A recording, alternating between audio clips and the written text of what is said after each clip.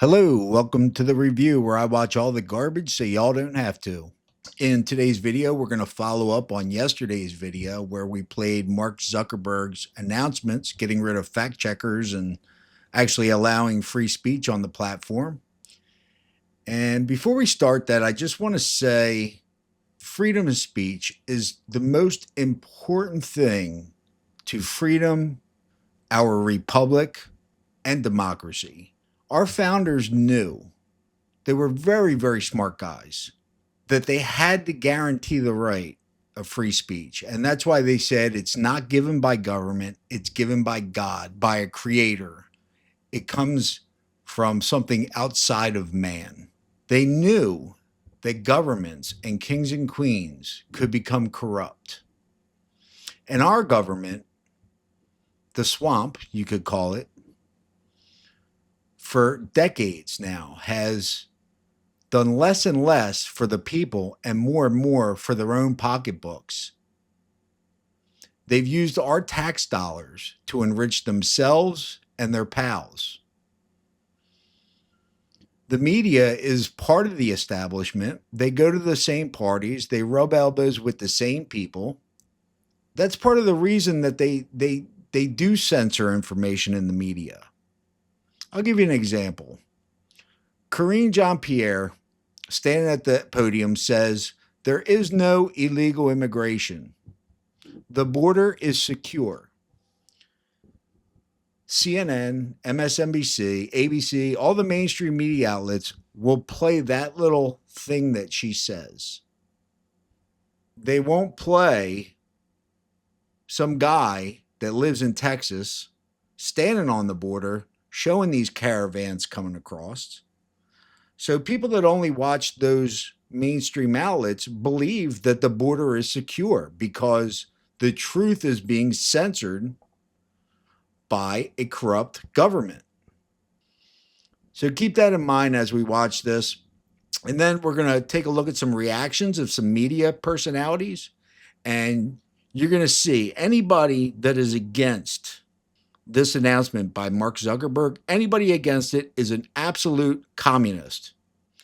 And to anybody out there that's saying Zuckerberg's doing this to kiss Trump's ass, no. The reason Zuckerberg is doing this now is because he knew if he did it while an administration was in power that tried to start a misinformation department, he knew that they would start investigating him, regulating his companies, trying to ruin him, basically, just like they've done to Elon Musk. They would do the same exact thing to him. And now that Trump's going in and Biden's coming out, he feels safe enough to announce these changes. And I thank him for doing it. So we're going to just listen to a little bit of his announcement, and then we're going to bounce off to the media and their reaction. Enjoy the video. I started building social media to give people a voice. I gave a speech at Georgetown 5 years ago about the importance of protecting free expression, and I still believe this today. But a lot has happened over the last several years. There's been widespread debate about potential harms from online content. Governments and legacy media have pushed to censor more and more. A lot of this is clearly political, but there's also a lot of legitimately bad stuff out there. Drugs, terrorism, child exploitation. These are things that we take very seriously, and I want to make sure that we handle responsibly. First, we're going to get rid of fact checkers and replace them with community notes, similar to X, starting in the US. After Trump first got elected in 2016, the legacy media wrote nonstop about how misinformation was a threat to democracy. We tried in good faith to address those concerns without becoming the arbiters of truth. But the fact checkers have just been too politically biased and have destroyed more trust than they've created, especially in the US. So over the next couple of months, we're going to phase in a more comprehensive community notes system. Second, we're going to simplify our content policies and get rid of a bunch of restrictions on topics like immigration and gender that are just out of touch with mainstream discourse. What started as a movement to be more inclusive has increasingly been used to shut down opinions and shut out people with different ideas, and it's gone too far. And he's absolutely right about that. There are a lot of people in the country that believe biological males shouldn't be in women's sports. There's a lot of people in the country that believe illegal immigration has gotten completely out of control. And there are some bad people coming across the southern border, as we've seen in Colorado with the Venezuelan gangs and in New York City with the gangs. There are bad people coming across the southern border. And some of these social media platforms are not allowing people to say that or share their stories because they're communists. So I think we touched on the main points of his announcement. Basically, they're getting rid of the fact checkers and they're going to a community notes like X has done. So let's continue with the communist reaction to the announcement. We do. The misinformation, the World Economic Forum listed misinformation and disinformation as the most severe short-term threat globally. As any communist would say, misinformation and disinformation is the biggest global threat. Yeah, of course, the communists don't want free speech, just like China. You say something against their government, guess what? You're going to freaking prison. She's a communist too. The only one that's not a communist on this show is the one all the way on the right. The rest of them are all communists. Let's get on to the next video. But you can't say I'm for free speech and then engage in intimidation. We saw this with Jeff Bezos and the Intimidation is illegal. So see, he's comparing free speech with intimidation. This is what they do. They mix the two. Free speech is not intimidation. Intimidation is illegal. Threatening people is illegal. Inciting violence is illegal. Communist. There also have to be leaders that are arbiters of truth as well. And so there has to be we don't want our politicians, we don't want our...